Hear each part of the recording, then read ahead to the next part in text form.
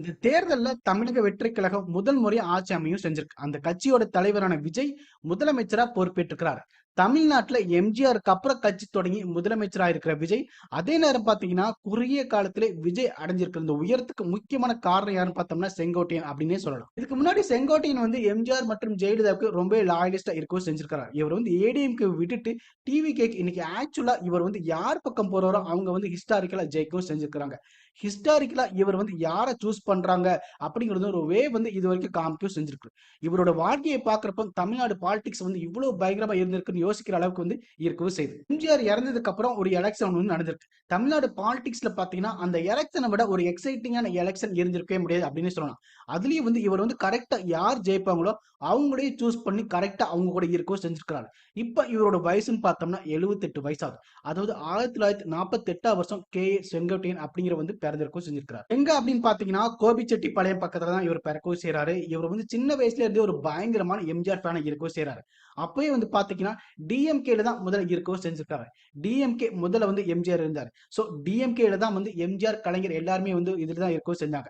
அப்போ வந்து அவங்களுக்குள்ள ரெண்டு பேருக்குமே பிரச்சனை வந்து எம்ஜிஆர் வந்து தனியா கட்சி ஆரம்பிக்க செய்யறாரு.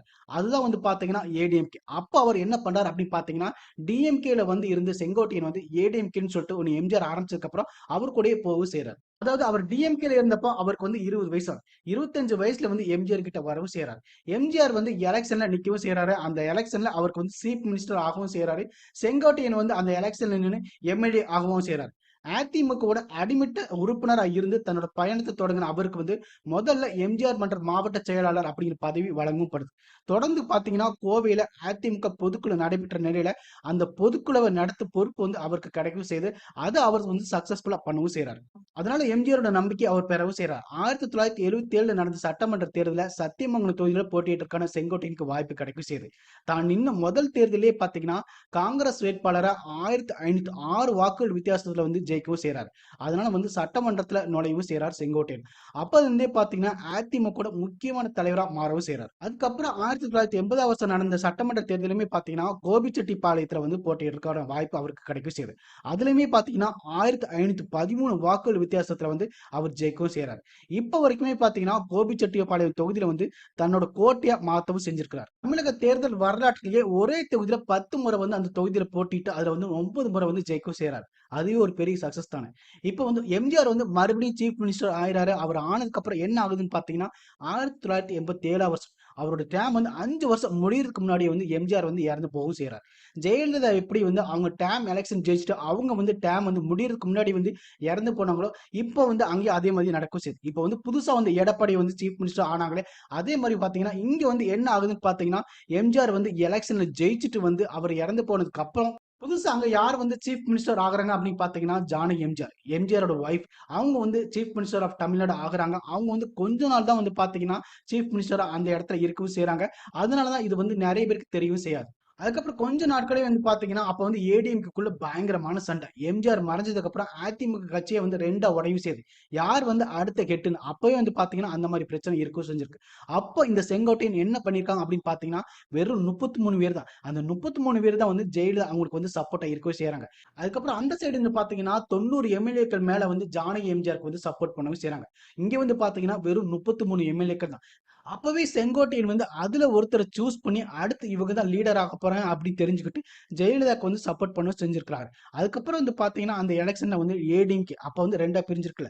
அப்போ வந்து பாத்தீங்கன்னா எம்ஜிஆருக்கு அப்புறம் ரெட்டையில சிம்பலை வந்து வாங்குறதுக்கான பயங்கரமான சண்டை நடக்கும் செய்யுது.